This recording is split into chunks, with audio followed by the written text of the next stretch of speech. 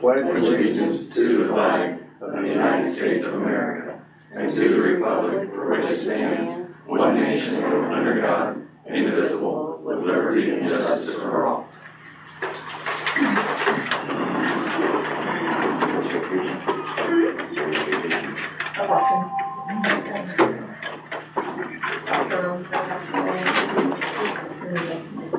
Welcome to the Moines County Board of Supervisors, July 1, 2025. Is there any changes to the agenda? I have none. I have none.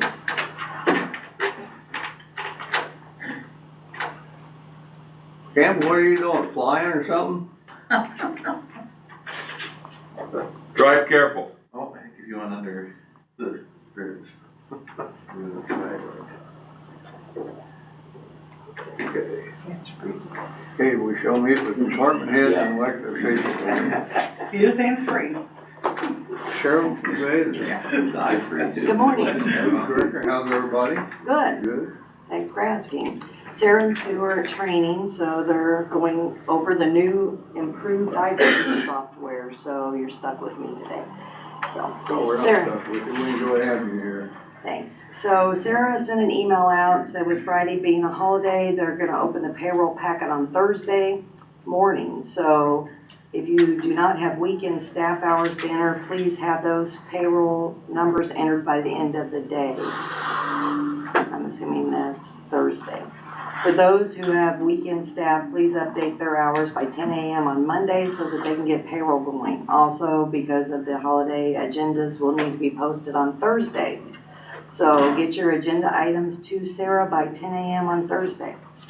So also, Sue and I attended summer school last week, and one of the presenters was there talking about Senate File 2331, and that is a new requirement that the newspapers post our public notices on a statewide system website. So that website address is www.iowapublicnotices.com, and you can actually go in there and ask to receive any public notices, say, that have to do with Des Moines County, or any public notices that have to do with bridge closures. It's very, it's gonna be a nice asset for the public.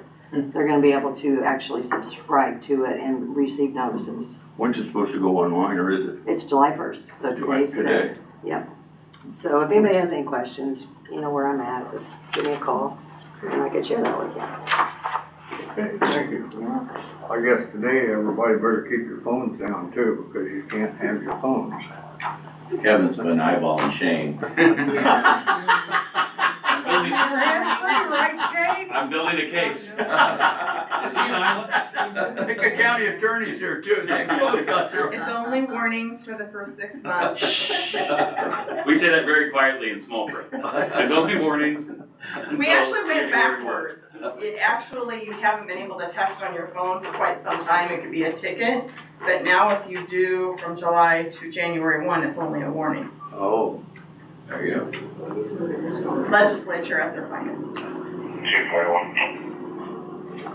Colin Gurris, IT department. Good morning. Nothing new to report to the board, just keep busy. Okay, thank you. Kevin Lendening? No major news from the sheriff's office either. We're busy as can be, but nothing really major for the board. The jail's at 91 this morning, 14 out of county. So our low population kind of blew up over the last couple of weeks. The hands-free legislation, as stated, it's warnings only until January 1, but as offense you can still be stopped for and warned for. You will be stopped and warned for that. So keep your phones out of your hands. It's to promote safety. Fireworks, just be aware of your ordinances of wherever you're using those fireworks within the city or within the county. You can use consumer-grade fireworks. But only on your own property on July 3rd and July 4th. So not out in the roads, not out in the right-of-ways, nothing like that, not on public property. Not on somebody else's property either. That would be trespassing. So just make sure you're following the law on that. Other than that, that's all I've got. Okay, thank you. Are there hours on those days? Hours on the fireworks? I mean, on 3rd and 4th, I mean, anytime, or is it from? I want to say till, I wanna say the 3rd is 10 PM. yeah, 9 AM to 10 PM. And I think then 11 the 4th, on- I think it's till 11 PM. Okay. for the county, outside of a city ordinance, because the new law doesn't allow you to restrict July 3rd and July 4th, or for the county, it would be, you can use consumer fireworks until July 8th, and then after July 8th, that's outside of what the code allows for you to use fireworks. I think he scared Shane, he put a permanent fixture up there. Don't make it too easy on us. You'll get a lot of written warnings. Yep. Rodney, how's the maintenance department? We're doing good, just really busy, but nothing new to report this morning. Okay, thank you. Shannon, Hi, emergency management? I am on the same page as Robbie, very busy, but nothing new to report. Okay, thank you.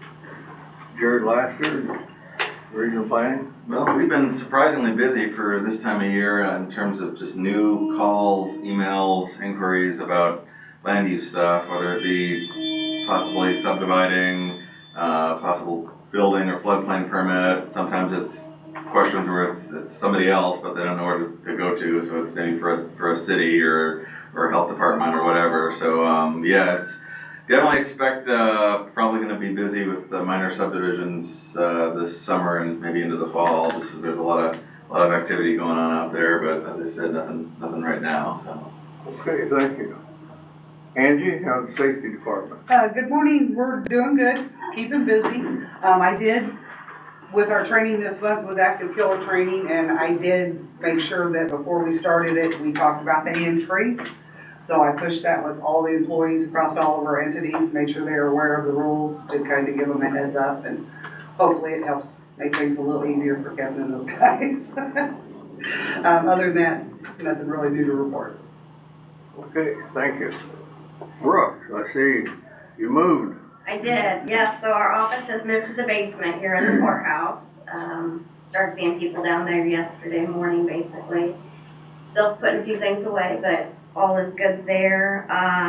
Couple other things I thought I'd mention. July 2nd, Burlington Bees game, Military Appreciation Night, sponsored by the Des Moines County AMVETS, Post 29. All veterans get in for free. Game is at 6:30. And then our next coffee and conversation is July 9th at Wake and Bake at 9 a.m. That's all I got so far.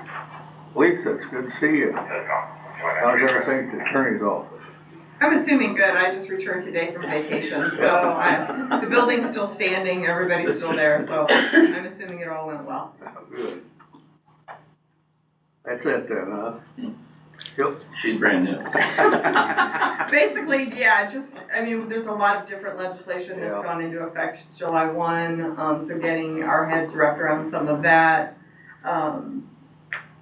And we're getting ready to make up for our lull that we have in June. They always make up for it in July. So right now I know we have 5 jury trials scheduled. That's at a minimum. The judges are talking about doing Tuesday, Thursday to get a list that's a little more amicable for everybody, but we'll see. Okay, thank you. Brian Carter, secondary roads. Good morning. I guess we'll start with a rare comment of a road opening. Tama Road opened Friday, which was, we were originally anticipating Monday. So I do want to say we had, honestly, I don't know that we had a single complaint from anybody that lived down there. I think the one complaint I can remember for sure was somebody that lived up in the bottoms and for some reason cut gravel all the way down and then found out it was closed down there. So I guess what I want to say that is I appreciate people's patience. I mean, we obviously messed up their routes. It's a busy time of year to go out on the river, people going back and forth to the cabins, and there were a lot of patient people down there, and we do appreciate that. We got her done in just about 3 weeks, which was the goal. And yeah, got it painted and open, and so that's a good deal there. Highway 99 is still a work in progress, but they're still going. Contractors back out today. A little bit of a short day yesterday with the threat of rain, but they're still moving along. I'd like to think that sometime next week they'll be done with the main line asphalt part of it. It's not completely done with the project because we are adding approaches onto the gravel road intersections as part of the project. And then of course they gotta do shouldering and stuff like that. So doesn't mean it's completely done, but they are making headway. I will mention a couple things have come up on this project that you kind of have to remind people that unfortunately it is just an asphalt overlay and there's still an old road underneath.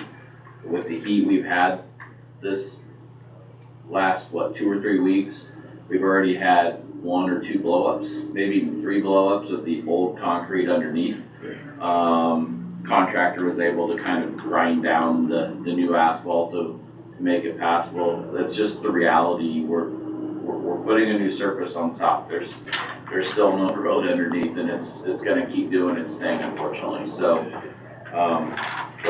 people get a little frustrated because of what you're spending, and they see something like that. But that's the nature of transportation. So, but anyway, still making headway on that. But a lot of good comments. People were really looking forward to that road getting improved. It needed done for a while, and we're happy to be doing it. So.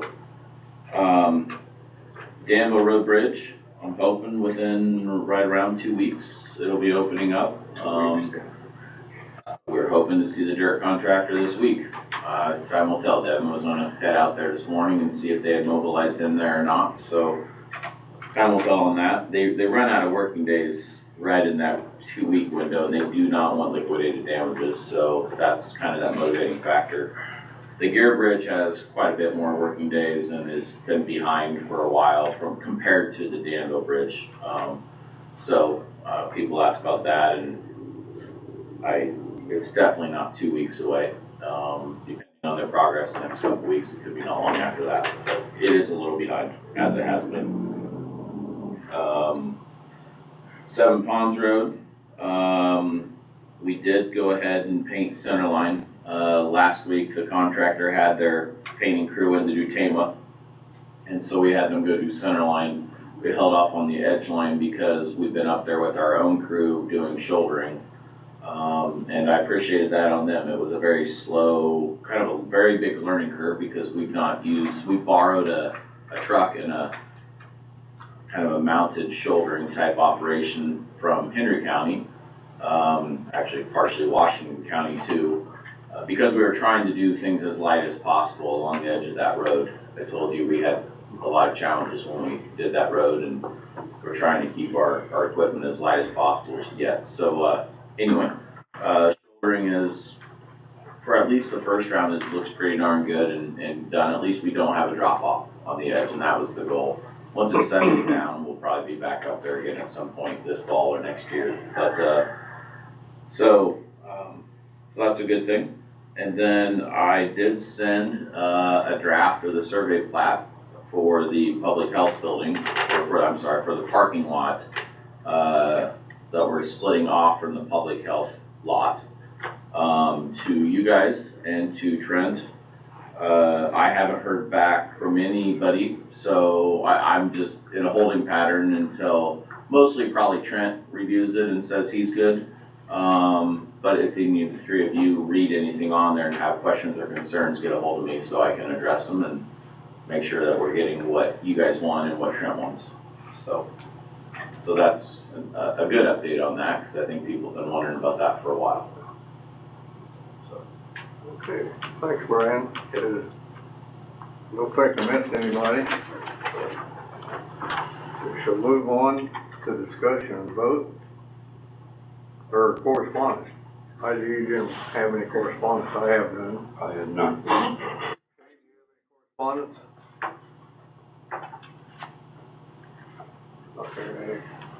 Okay, we shall move on to discussion and vote then. We have accounts payable claims in the amount of $388,054.46. Motion to approve. I think he moved. Second. Cheryl? Shane McCampbell, Tom Broker, Yes. Jim Carrey. Yes.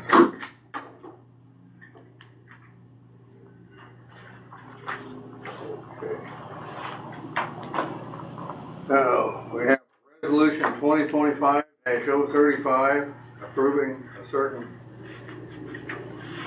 loan agreement, providing for the insurance, the general obligation and county purpose note, series 2025A, and providing for the levy of taxes to pay the same.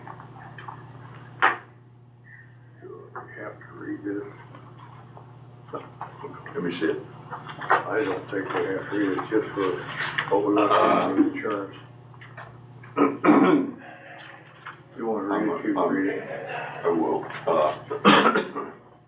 Resolution authorizing and approving a loan agreement providing for the issuance of a tax-exempt $1,051,000 general obligation county purpose note, series 2025A, whereas the Board of Supervisors of Des Moines County, Iowa, heretofore proposed to enter into a loan agreement in a principal amount not to exceed $3,828,000 pursuant to the provisions of sections 331.402, 331.441, and 331.442 of the Code of Iowa for the purpose of paying the cost to that extent of A, undertaking parking improvements at the Sheriff's Department facilities, $250,000, B, undertaking general physical plant repairs and improvements at county buildings, $225,000, C, providing information technology equipment for county buildings, $515,000, acquiring elections equipment, $61,000. Collectively, hereinafter, items A through D shall be referred to as the projects.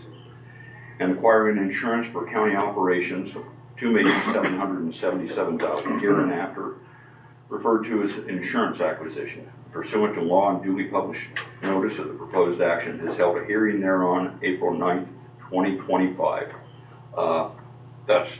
That's the gist of all that. Yeah, I don't think anybody wants to listen to me read anymore, but anyway, so I make a motion to approve the resolution. I'll second. Cheryl? Tom Broker, Yes. Shane McCampbell, Yes. Jim Carrey. Yes. Just to make sure anybody isn't, these aren't long-term liabilities. We use a line of credit, so we borrow something and then we pay it back shortly. And at the end of the fiscal year, which would be June 30th, 2026, we have zero long-term debt. So this is all a line of credit that the county has used for years for capital projects and insurance.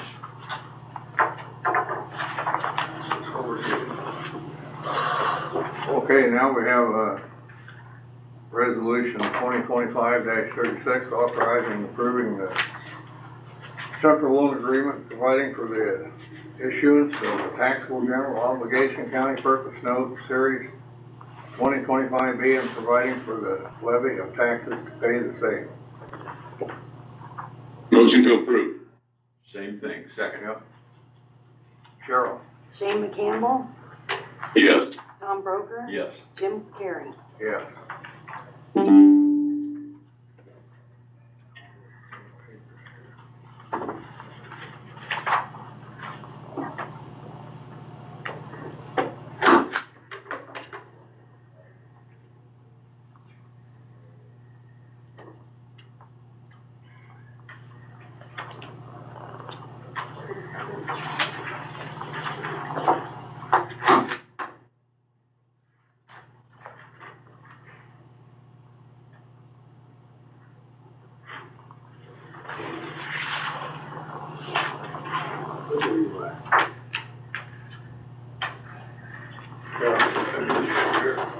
I'll grab change.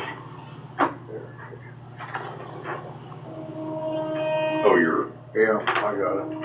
okay. Okay, now we have the recorder's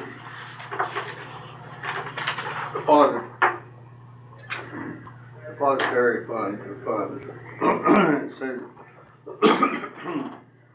gentlemen, I hereby designate Two Rivers Bank and Trust as the official depository for the funds of the Office of the Moines County Recorders of Deeds, Registry, and Vital Statistics. This designation is for the fiscal year of 2025 through July 1, 2025 through June 30, 2026. The dollar amount for the maximum amount may be kept on deposit is $200,000. This is being submitted for the approval in accordance with Chapter 12C.2 of the Iowa Code. Respectfully, Natalie Stephens. Motion to approve. Second. Cheryl. Tom Broker, Yes. Shane McCampbell, Yes. Jim Carrey. Yes.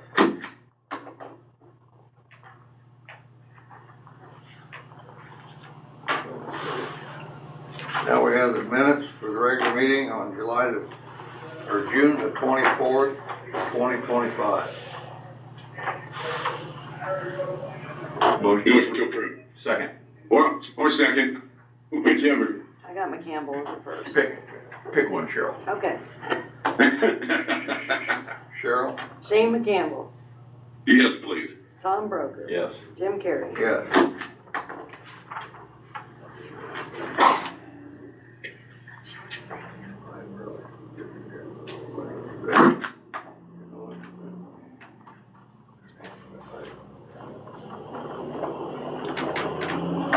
Okay, is there any other business? I have none. I have none. I have none. Okay, future agenda items? I have none. I have none. I have a note here that the wind work session will be on July 8th. You guys still want that on? I misunderstood you, Cheryl. Wind work session, July 8th. And then there was a note, a work session to discuss the building use at Cottonwood. Are you guys ready for that? Or we just, No, I think, which, We're holding off on that. oh, yeah. Yeah, okay. I don't think, is that okay, Rodney? That's fine. Yeah. We'll off on Okay. We don't know what's going on for sure yet anyway. Correct. that. Okay, committee reports. I had none. I had none. I went to Branson, had a good time. That counts. Okay. We shall move on to public input. We'll give the public 2 minutes to email board@dmcounty.com, that's board@dmcounty.com, or call 319-753-8203 extension 4. That's 319-753-8203 extension 4. We'll give you 2 minutes. Meanwhile, anybody in the audience have anything to say?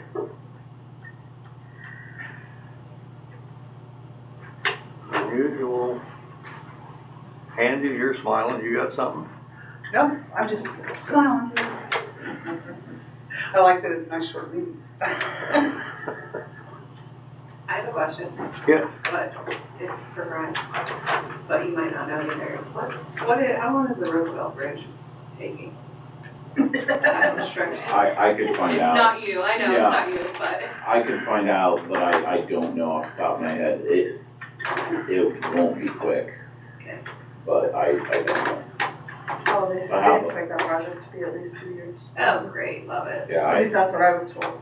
yeah, but as far as like the actual ramp closures and stuff, that won't necessarily, let me reach out to the DOT and ask. I wasn't sure if you had some insider. Well, I get invited to all those pre-construction meetings, but Yeah. I could go to DOT meetings 24/7 and never get anything done. So I don't go to most of them because the less I know, the better sometimes. So I'll see if I can find out and let you guys know. And you get to relay timelines that are inaccurate. That didn't change. My understanding was that that was kind of the length of the project will be at least twice as long to allow for the bridge to at least stay open. Yes. And that's what, so I get hit up on that all the time. Why don't you do it half and half? Why don't you do this? I've had them ask that on the gear bridge.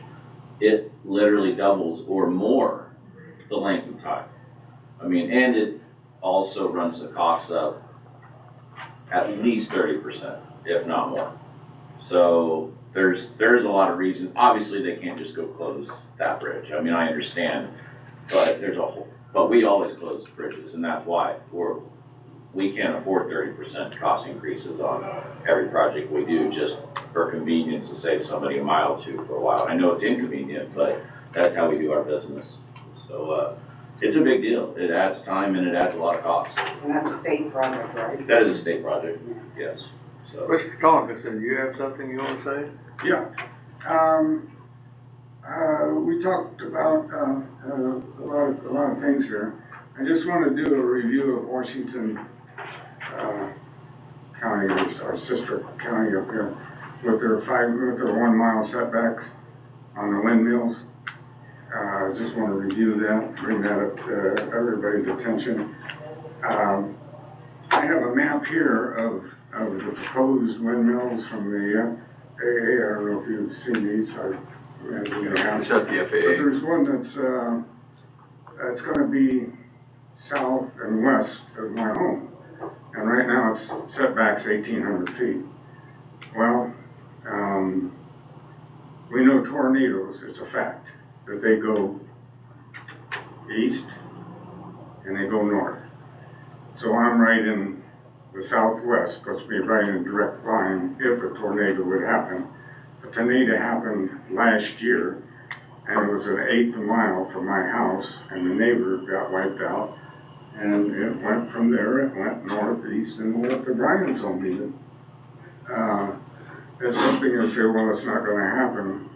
In the last 19 years, I've had 4 events where I've had major trees, major wind damage, and took one barn down. So I think it just comes in, but it's not a stupid idea, but it's a good idea with these setbacks. If you don't wanna go a mile all the way around, I think we should keep people safe by anything that would be from the home. I'd like to have it at the property line, of course. I'd like to be safe on all my property, but have it a mile south and do that 90-degree quadrant and west. Make that a mile, just a half moon circle, and then you can do whatever you want with the rest to make it a 1,000. It's just an idea I'm just throwing out there. And the other thing I want to bring up with you, we spent a lot of time in this meeting talking about one permit for one windmill, and as I read it, it's 5,000 for a permit. Well, if we have 80 windmills like they have proposed here, we're talking about $400,000. So the county would make a lot more money by making one windmill, one permit. So we're giving up $400,000 if we say, well, wait a minute, we're gonna have one permit and you can get 80 windmills for it. That's about why. And there's the other reasons that we talked about, you know. Okay, that gives us And, another. and this company itself, this company is coming in here and they're $3 billion in debt. And they want to spend another $500 million here on these windmills. And then we talked about, well, if they get half done and they get foreclosed on, I mean, their stock value is just dropped in half in the last 1 year alone. The CEO's getting $12 million last year, he gets $13 million this year, in a company that's carrying that kind of debt. There's a lot of other negatives, but I just wanted to bring up some new stuff. Appreciate that, thank you. And drive you guys crazy, I'm sorry. And I want to thank Tom.